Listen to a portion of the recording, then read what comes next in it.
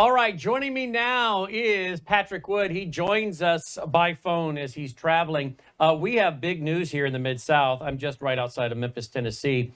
The Bluff City, home of Graceland, Beale Street, and all that goes with that. We have big news here. And it's actually shocking news. I found out yesterday that Elon Musk apparently is going to build the largest computer. Here's the headline: commercial appeal. Is Elon Musk XAI coming to Memphis?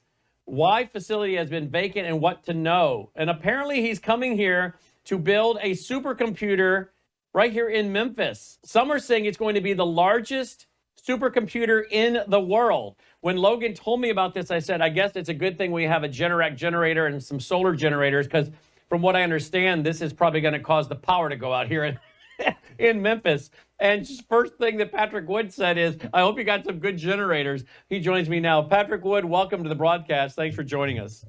You bet. I want to talk about this story. I'll tell you, you're in the eye of the hurricane right now. Isn't this something? I said, I said to you last night, Patrick, on the phone, I said, I remember back in the 70s, late 70s, early 80s, there was the talk about some massive computer, and Bible prophecy writers were calling it the beast. It's called the beast, and it's huge and it's powerful. And some were pontificating that maybe the beast, the Antichrist or the beast in the Bible will be some kind of computer program that tracks us all and everything else.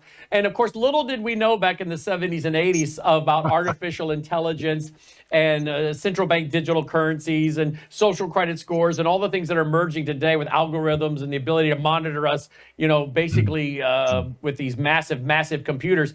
And here we have this being built, supposedly coming to Memphis. I said, wouldn't it be ironic if the beast or this Antichrist system is being headquartered right here in Memphis, just miles from our global broadcast headquarters? I mean, think about it. The strict conservative dispensationalist Brannon Howse has his broadcast headquarters a few miles from the system that's running the whole Antichrist beast system. I mean, you can't make this up, can you? I mean, we got Memphis, which is really after Egypt, Memphis, it's after Egypt, right? Memphis and Egypt. And then you have the pyramid, which many of the folks who drive through see our pyramid off Interstate 40 and Interstate 55. Used to be an old basketball arena, and it was empty for years and years. And now the Bass Pro is turned it into a wonderful facility, actually, with streams and ponds and fish and alligators, and it's a bowling alley and pizza, and it's a fun facility. But here we have this massive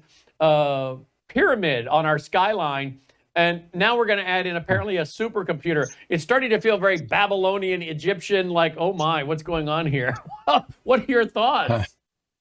Well, the scale of this, or even from Memphis' point of view, the scale of this is absolutely stunning. It looks to me like they're going to take over the old Electrolux manufacturing facility in town. That has 785,000 square feet. That's just huge. And then just to put this in perspective, the largest supercomputer at this point only occupies 7,300 square feet. So let that sink in. Wow. 70, I can't say the number, 785,000 square feet. Musk has ordered 1,000 of the supercomputer chips. They call them GPUs, but he's ordered 100,000 of these to be delivered to him to make this factory run. Now, just by another perspective here, Facebook has said they're going to raise $8 billion or something for their new gigafactory, and they have ordered 350,000 of these new central processing units. So, already these people are leaping over each other to see who can build the largest AI facility in the world. And what does this mean for my power grid here in the Mid-South? Well, it's not good. I mean, literally, they're going to suck you dry. Uh, even Musk himself came up a few weeks ago, or months ago, maybe, but he said there's not going to be enough energy in the world to supply to AI by 2030. He said that, and so where's it going to come from? Certainly not from solar panels or wind No, exactly. turbines. Holy mackerel! So it's either they will steal energy from the people, and the people will end up with no energy, I guess, or they're going to figure out, well, maybe nuclear, maybe some other thing. I don't know. Who knows? Maybe Who they're just going to knows? go back to oil and gas. They could do that. Well, the power company MLGW, Memphis Light Gas and Water, MLGW, which doesn't have the best reputation in town, they're working on it. Put out a statement about how excited they are. They're going to work with them, and Logan read me the statement. So do I got this right, Logan? MLGW basically said they're going to work with Elon and this group, and they'll downgrade their power when we have high peaks of power demand, and they're going to try to balance this act. Isn't that what you read to me in the press release last night, Logan? Yeah. So MLGW doesn't have the best track record in the world, folks. Type in MLGW in Memphis and read about all of their controversies. And I'm like, are you serious? This is who Elon's going to get into a relationship with? I don't know. I think it'd be great for the Mid-South as far as high-end paying jobs. I'm sure this is going to bring in a lot of six-figure jobs, no doubt about it. I will tell you this, Elon, come by our studios. We will gladly have you come by and love to have you sit here at the desk and talk to you about your worldview, your history, your family, transhumanism, all of the technocracy, this. Wait a minute. You sound like are you worried? Is that trepidation I hear, Patrick? Oh, no. I'm not worried about him. I'm worried about you. Explain why are you worried? Tell me why. Oh, hey, my lips are sealed. But yeah, there's certain types of people you really don't want to talk to these days, and Musk is probably one of them. Oh wow, we know it. We know enough about him already to sink a battleship. So talking to him in person. Do you think he might be a biblical figure? Oh, he could be, but he certainly is. Well, there's not other than him. We have Zuckerberg, for instance. We have Bezos, and we have the guy over at Google. I mean, all these people are cut from that cloth.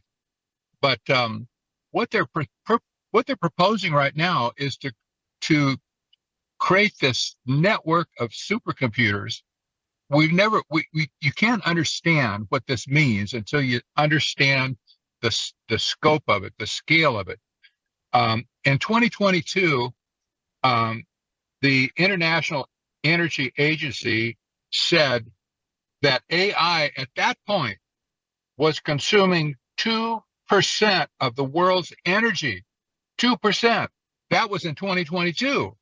Now we're in 2024, where they're announcing all these new factories, for manufacturing tokens, as they say. Now there's probably up to 4%, maybe 6% of the total energy in the world. And now the forecasts going forward project 2030 as could conceivable to be. Could be what? Did I lose you? Energy of the world. Wait, say that again. We lost you. We lost the last 15 seconds. Say that again, please. Okay.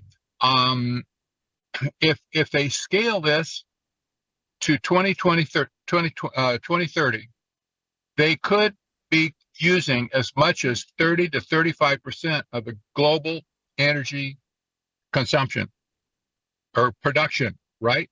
That's inconceivable. This can't work. It just simply can't work that way. So let me ask you this. Well, in fact, let me do this. Let me play a local news. This is our local Memphis news, one of our stations. Let me play how they're talking about this.